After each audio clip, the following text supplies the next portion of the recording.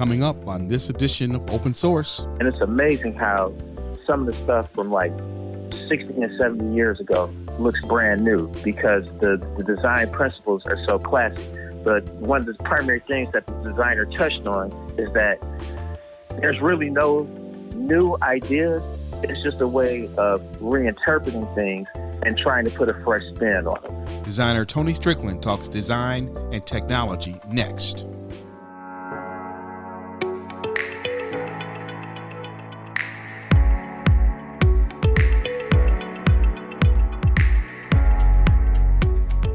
A Tony Strickland design is highlighted by its elegant simplicity, clean layout, and pleasing color palettes. Fortune 500 companies rely on his Dallas-based studio to help them make their brand stand out. Strickland Design counts UPS, Comcast, and Major League Baseball among its portfolio of clients. Graphic designer Tony Strickland, welcome to Open Source. Thank you, Tony. I'm glad to be a guest on the show. Looking forward to the design dialogue and conversation. It is always good to talk to the creative people in the community, and I guess that kind of ventures into my first question for you. As a designer, how would you explain your approach to design? How do you see the world through the lens of design? That's a very interesting question. I think that kind of a concise answer is design for me is a summation of your experiences and creativity kind of rolled into one. And one thing that I've always approached with my work is design to me is a process. And I think if you're true to that process, it'll always yield excellent results in the end. So I've got a sequence of events that I like to follow when I'm working on a project. And regardless of the client, those generally are, I'm going to do discovery. I'm going to do my research. I'm going to learn about whatever that particular industry is, learn as much as I can about the client, find out what their needs are. And then once you've got all the objective information, so to speak, you can then begin the creative process and come up with a really good solution that combines your analytical work that you put in along with your creativity from your heart. And when you melt those two together, you have a long-standing design solution that'll stand the test of time. Now, that's interesting. What you said there really represents, from a marketing point of view, and I guess that's my training, is that's a customer-focused relationship in the sense of discovery that you talk about doing. Is that something that you pursued, or just how did you come to that? You know what? It really is customer-centric. It's something that I learned through the years. I learned early on. That's one of the primary differences between art and design, because I do consider myself an artist as well. But the big difference is when you're working on art, it's an audience of one. When you're working on a design project, you really have to satisfy the criteria of the client. So I think if you're going to have any type of sustainability as a designer or a design studio, you have to be customer focused. And so along the years, that's just really enhanced that process. And it's led me to, down that path of focusing on the customer, finding what it is that they want, and trying to make sure that my voice, my creative voice, is still found within that process, because that's what they kind of come to me for. And, we arrive at that end solution that I think is kind of proven from that process. Is it surprising to you, or are you aware that many designers never come to that conclusion? Oh, that's very surprising. I'm kind of shocked to hear that. Well, I mean, and I'm just saying from my point of experience is that I've worked with people, and I'm not a designer, but we've created projects for people. And sometimes we get a client because the previous people that they've spoken with have tried to force an idea, a concept on them, as opposed to listening to what the customer wants. Yeah, that is unfortunate. And, it's really interesting because I'm constantly trying to grow as a designer. So particularly right now during this downtime and can't really get out the house. So I find myself watching a lot of videos on YouTube and, reading a lot of articles and studying what other established designers are doing. And so I'm constantly trying to learn and grow. And I see that that's one of the things that you can't get away from. The customer is going to come first. The client is going to come first. Some clients are more difficult than others. And, you have that rare exception where you just might not be a good fit. And, but for me, I find that to be the exception more so than the rule. As a rule, I would say I'm probably batting 95% with most of my clients. You would, like I said, occasionally you'll just have that one client that's really difficult to please, but that's an out. It's interesting, too, what you said there and what you're doing with your time now. It kind of reflects on this other concept that everything is a remix.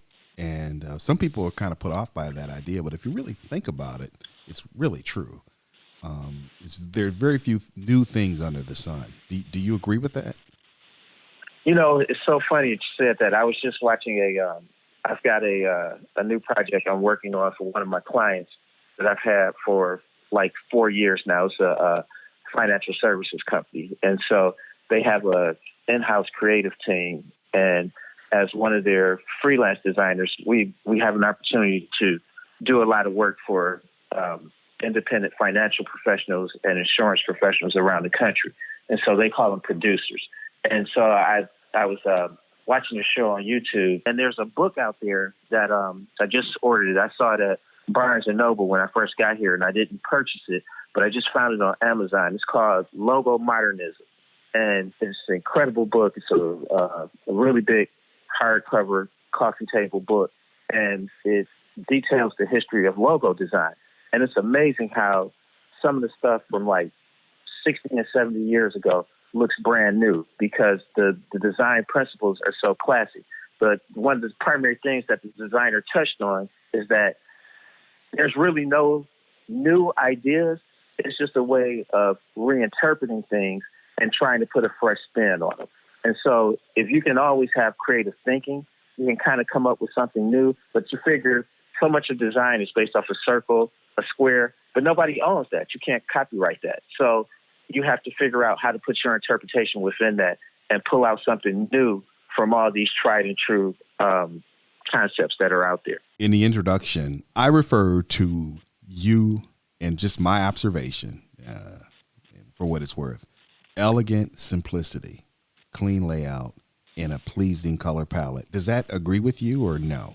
Well, you know what? It's interesting you say that. I remember when I first moved to Atlanta. And so at that point, I had been a designer for about 6 years because that was 1995. And so one of the first creative recruiters that I met with, she was like, "Oh, your work is very colorful." And, I got a little offended from it because I was like, well, man, I've put so much thought into this work. And there's a lot more attributes at play than just colorful. I think the work is a lot smarter than that. So, but no, I understand what you're saying in that sense. I don't take that to be offensive because really what my work is, my style is very minimalist.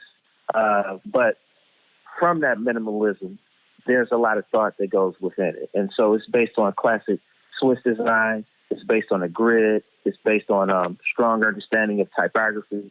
It's based on a strong understanding of color and being able to manipulate all those elements to achieve a very modern and minimalist look, which sometimes is the most difficult thing to do, to distill things down to their most simplistic form.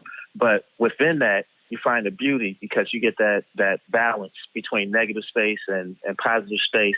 And so that's what I'm looking for with most of my design, if you could describe my aesthetic. You say it much more concisely and better than but that's what I meant. I see that. And I guess I'm intrigued by this conversation and that I want to get in the weeds with you a little bit. When you talk about typography, let's talk about that because it's not something you hear a lot about or I've read a lot about.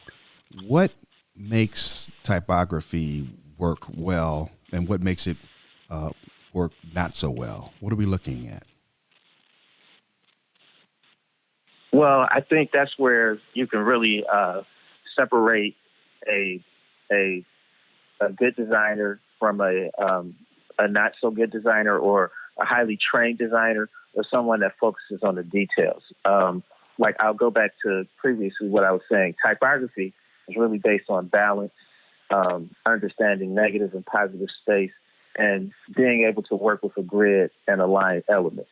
And so a problem that a lot of designers make is like trying to throw type against the wall, or paint against the wall, I'm sorry, in the sense that they're trying to work with, a multitude of faces, a multitude of weights, and things just all over the space, or all over the page, or whatever surface it is that you're working on, whatever media. So the analogy I would use is just like a cluttered room of furniture, as opposed to what I like to do is work with one typeface, one font on a particular project, maybe have, and work within different weights of that font, different variations, and try to have a nice variance between the light and dark, but that texture is going to be created with different weights, using color strategically. But it's almost like being a musician.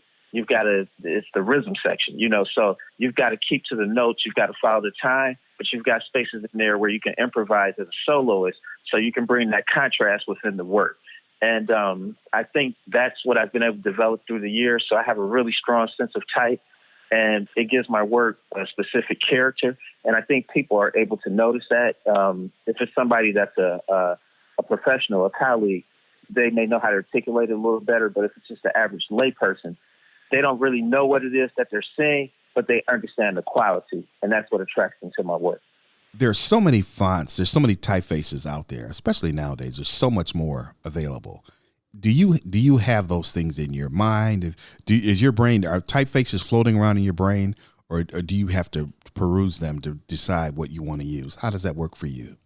Well, you know what?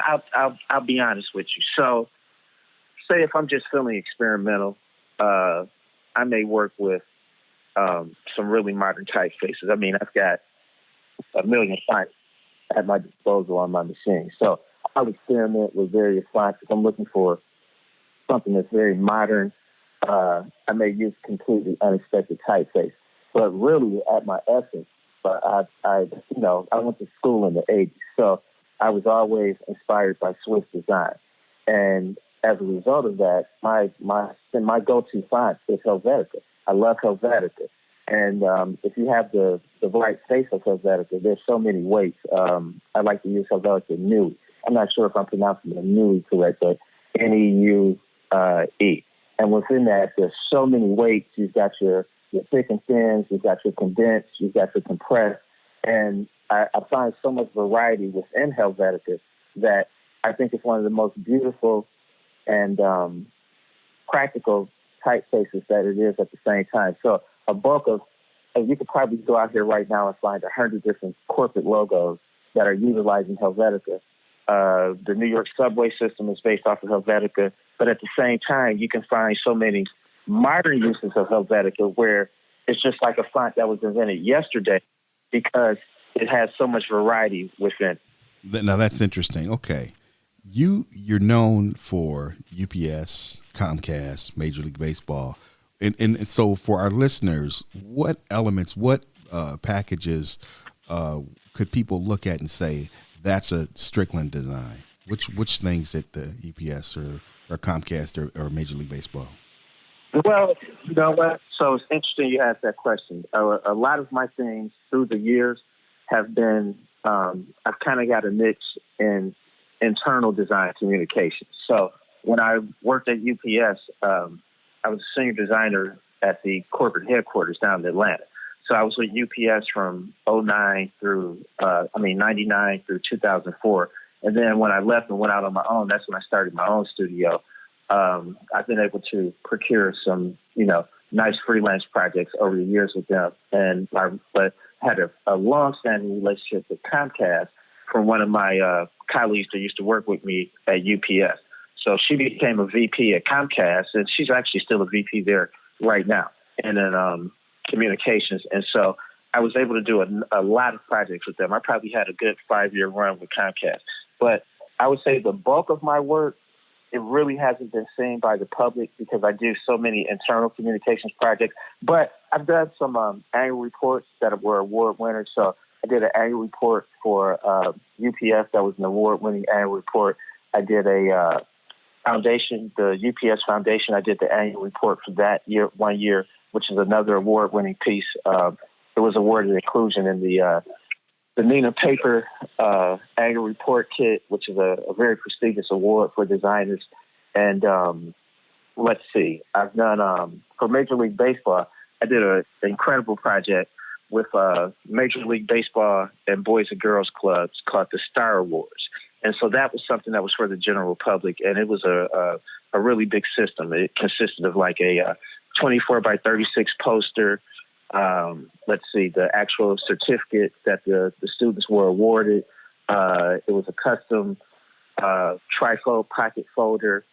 And let's see, it may have been one or two more elements that are eluding me right now, but it was about 5 or 6 elements. And so that was something that was for the public. But some of the things that I've done that were for the public, because I've also, I've been designing for this year makes 30 years. So I've worked in so many capacities in design. So I've got a lot of experience in corporate design, internal design, communications, but I also have a lot of experience working with ad agencies, working with, design studios. So I've done a lot of consumer work as well.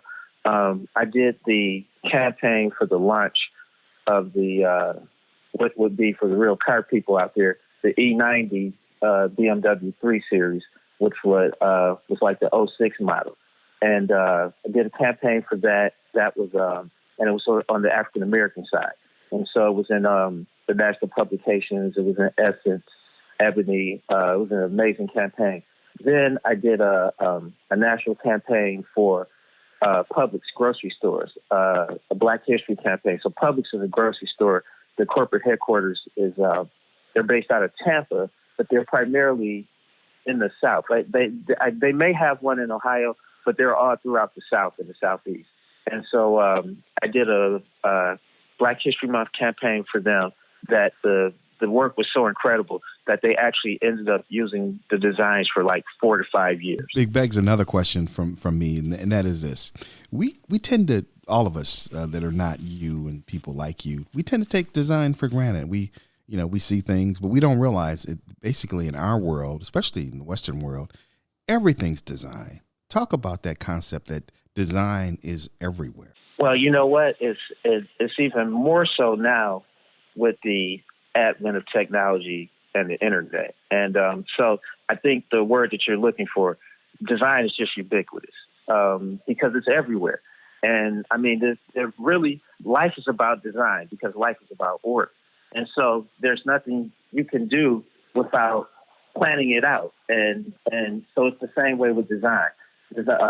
Design has to be thought out. It has to be planned out. You have to have the budget for it. You have to have the right personnel. You have to have the correct vision. You're trying to get from point A to point B, and you need a roadmap for that. And so I think it's the same way. Like right now, we live in a high rise in Dallas, so we're up on the 21st floor, and I'm just looking around our place, and everything is about design. You can't have clutter. That's why I can't work with clutter. So our whole environment, I had to have it designed before we moved in here. So, I took a photograph of the space, measured everything up, got all the dimensions, and basically designed our interior around those dimensions so we can have a very modern, contemporary interior, but it wouldn't be cluttered. And so everything that you see, you figure every product out here has to be designed. Everything that we touch in terms of packaging has to be designed. Those are just on aesthetic levels. But on a practical level, you think about the freeway systems, those have to be designed, traffic lights, construction equipment. So design affects all phases of our life. It's no way that we can get away from it. And now, like I said, with the advent of technology and everybody using, let's just take the iPhone. I mean, that's like one of the greatest pieces of design in our life. And just think about how groundbreaking it was when it came out in 07, 08. And now everybody has one. That's because the design was so strong, the aesthetic was so strong that they keep making advances in technologies with the phone, but more or less, it's still the same basic phone.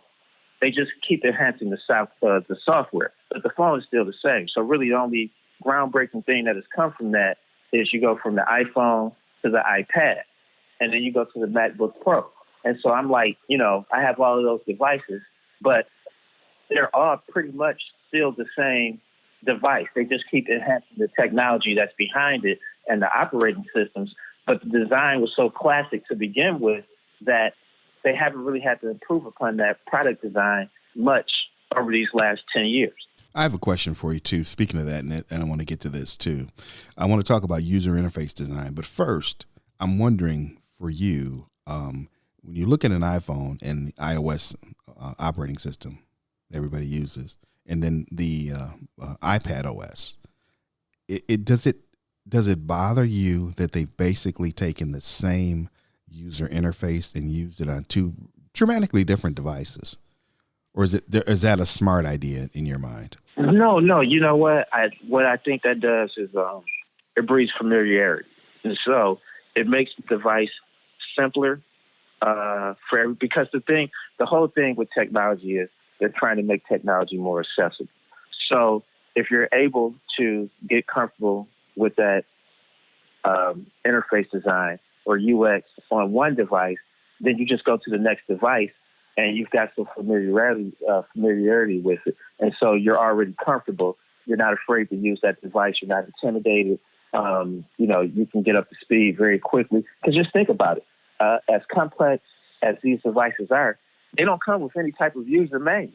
So the whole thing with these is very intuitive, which is why kids take to them so quickly. You figure you got 2 and 3 year olds that are comfortable playing with phones, playing with an iPad, but you might have somebody that's 65 or 70 that's intimidated by the technology because it's not something that they grew up with.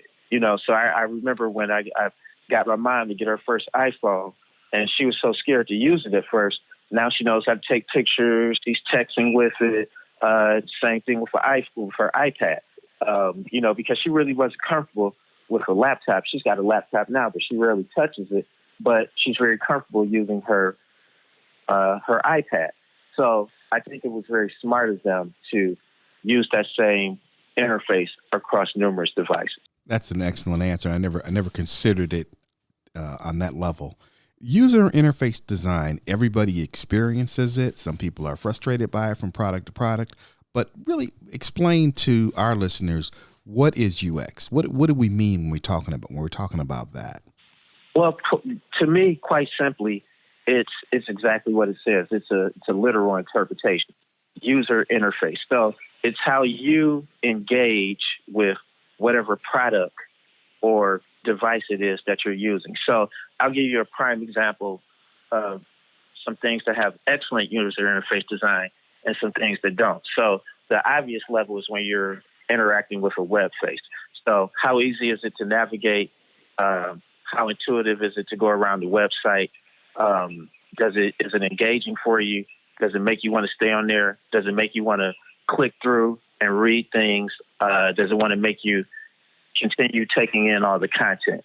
So that's one obvious level. But then I'll give you a level where it's something that people don't think about every day, but it's something that we all have to interact with.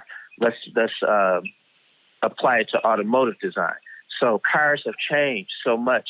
They're not that analog piece of equipment that we used to use. They're very digital now. Cars are really more about technology almost now than they are the driving experience. The two go hand in hand.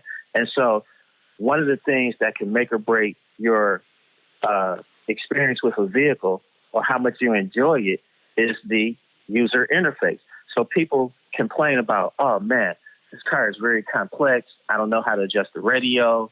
I don't know how to use all these gauges.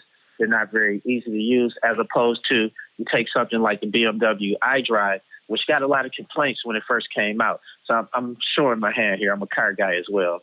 But you take it now to where it's evolved to where it's very intuitive. You get right into a BMW. You use the circular iDrive, and you can navigate through the entire system without having any type of manual. And figure out all the different controls on the vehicle. So that's one place where life has completely changed for the consumer and where you can see a very practical application of user interface design. Has the BMW, and I'm familiar with that one, and I've read and experienced a lot of the frustration. Have people just gotten accustomed to iDrive, or has it been improved? I think it's a combination of the two. So I think it was probably very clunky in the early 2000s when it came out. And even if it wasn't clunky, it was a paradigm shifter because it was so new. We were used to just pushing a button up there to change the radio station, to change the heat, and we weren't used to a central interface to operate everything within the vehicle. Now, it's pretty much any vehicle on the market, they're using something like an iDrive. And so the consumer is so much more accustomed to it now that we're more accustomed to it, and the technology has evolved. So I think it's a combination of those two factors that now when you get in, you just get into any car. And, you know, me and my fiance, we used to take a lot of road trips, and we would have to rent cars to go on the road because she's in sales. And so every week we'd be in a different vehicle. So immediately when you get in, you have to figure out the interface on the vehicle. And some interfaces are much easier to use than others. And like I said, to me, they're so different. It's almost like a breaking point as to whether you would purchase a vehicle or not. I remember one time we had a Focus, and the interface was just so clunky. It was so difficult to use. And I was like, oh, I hate this interface. It's such a poor design. Whereas you may get another vehicle, and it's just this really beautiful design, really intuitive. They'll have everybody has the touch screens now, like an iPad. So that just shows you how much the iPad has influenced design across multiple media. Great answer. I mean, you're really making me rethink all these things that we kind of experience in our everyday life. And I appreciate that. The last minute, I just want to ask you this. Do you use another medium besides graphic design to express your creativity? Do you paint? Do you take photographs? What do you do? Oh, yeah, absolutely. I almost couldn't even let you get that out. I was so excited to answer that. I'm sorry about cutting you off there. Yeah, absolutely. Like I said, I consider myself an artist. So I paint. I've had a number of exhibits through the years. I've had a couple one-man shows. So I work with multimedia in terms of my paintings and artwork. Let's see. I love taking photography. I'm more of an iPhone photographer now. I don't have a expensive camera that I've invested in, but I shoot some great photography with my phone. I'm learning to do video. I'm starting to edit video. But really, my greatest passion right now is my custom clothing, which is my line Strickland Design Bespoke. So I evolved, I would say probably around 2006, 2007. I was just starting to get really bored with design, almost kind of going through a midlife crisis. Because at that point, I had been a designer for, let's say 89, 99, 2009. So about 17, 18 years. And I was just starting to get kind of bored with it. And I was starting to hit kind of a glass ceiling with my career. And so I'm like, I've got to do something to revive my interest and revive my creativity. And so I had always been into fashion. So around 2006, I just really started getting into suits. I started buying a lot of suits. So what I was doing was purchasing, really nice high-end suits at the outlet. So I would go to Marshall's as often as I could, try and find like a Ralph Lauren Purple Label or Corneliani or Canali. And, I would have a lot of luck. But the thing is, I would find myself spending a lot of money on getting the suit tailored. So a lot of my savings would go down the drain with the cost of tailoring. So around the same time, I started following a blogger, the Tutorialist, and that's where I really learned a lot about international fashion, international style, and that's where I initially got exposed to custom clothing. And, at that point, I was like in my early 40s, and I was like, wow, this is amazing. I've been into fashion my whole life, but I've never experienced custom clothing and known anything about it. So me and my girlfriend went to New York in 2008, and I ended up, I scheduled a fitting. Sight unseen, I did some research. I found a custom clother in Nolita, and went down. I got my first custom shirt, did the fitting, and it was like an epiphany because it was such an amazing experience. And that's when I found out, I had been buying 38 suits. I found out I was actually 36. And, I got my true measurements, and it was just amazing how it fit, the whole process of getting measured, going to a cool little boutique, having a drink, establishing this personal relationship, and then waiting on your garment to come. And the experience, so I got my first custom suit as well at the same time. And so the experience was so cool, I was like, oh, I've got to expose more people to this. I said, I know I'm not the only person that's not familiar with this. So I ended up establishing my line, Strickland Design Bespoke, in 2008. And what I do is I specialize in handmade custom suits, full canvas construction. So what that means, that's really like an inside term. So when you're dealing with a suit, the interior between the fabric and the lining is either going to be fused or a canvas. And so fusing means it's sewn together. Canvas generally is going to be stitched by hand. And so a lot of people will use a cheaper material. That's what you're going to find with your off-the-rack clothing. And but with your handmade custom clothing, they use Italian canvas. And that canvas, as the wearer wears that garment through the years, the garment really molds your physique. And so the fit is just enhanced the older that the jacket or the suit becomes. And that is my true passion right now. As a matter of fact, I just designed my new website. You've got to check it out. Share the web address for the audience. The web address is Strickland Design Bespoke. I know it's a long name, but that's my brand. And so I'll spell it out for you guys. So it's www.StricklandDespoke. Strickland Design Bespoke. And it's a beautiful site. It's a new, fully responsive WordPress site. And so one of the things that I was doing where I've even involved with that. So I was working with a lot of traditional suiting fabrics, and I would say up until about 2016. Then in 16, I got to the point where I said, you know what?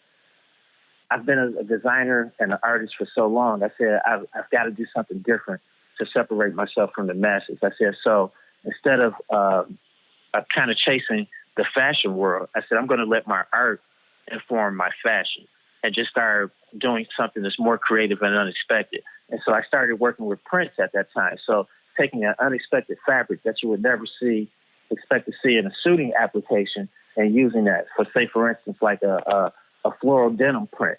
And that's, you would never expect to see that in a men's suit. But then you do it in such an elegant and classy cut, 2-button, peak lapel, great rope shoulder details, functional buttonholes on the jacket, fancy lining, genuine horn buttons, amazing cut on the pants, 2-inch cuff, and it becomes a work of art, and it's wearable art. And so I picked up a great following for that, and people love my custom clothes. Now you dropped something there, and I want to wrap, but I got to touch on this. You said WordPress. Are you customizing WordPress, or how are you handling that? Yes, absolutely. So I've been working with WordPress for about 4 years now, but design is so what's the word that I'm looking for? There's so many areas of specialization right now, and it's kind of hard to be great in every area. So what I've done is I was focusing on user interface and front-end design with WordPress, and I will work with a developer or developers to actually do the coding. But with this coronavirus in place, and I got laid off from a really good design position, so I said, well, what I would like to do is I'm going to use this time to be creative, to keep my spirit up, stay creative, and give myself some challenges. So I taught myself how to build a WordPress site from start to finish in the last 2 weeks. And I just built my new Strickland Design Bespoke site, launched the site, has video integrated into it. I've got the gallery. I wrote the entire site. A lot of the photography on there is my own photography. And then I've got some photography mixed in with photographers that I've worked with through the years. But it's a completely responsive. It's beautiful on all devices. So it looks great on a desktop, looks great on a tablet, and it looks great in the mobile version. Antonio Strickland, man, you are a TED Talk in waiting. You really are. And I really appreciate you spending time with us on Open Source. Designer and man for all seasons, Antonio Strickland, thank you for joining us. Thank you very much, Tony. I appreciate it. The pleasure was all mine. I truly enjoyed it. And I hope your listeners were able to get a little bit of inspiration today, or, maybe had an opportunity to learn about something that they hadn't thought about before. Well, you told us a lot of things that we didn't already know, and we appreciate it. And that's all for this time on Open Source. I'm Tony Motley. We'll see you next time. Thank you.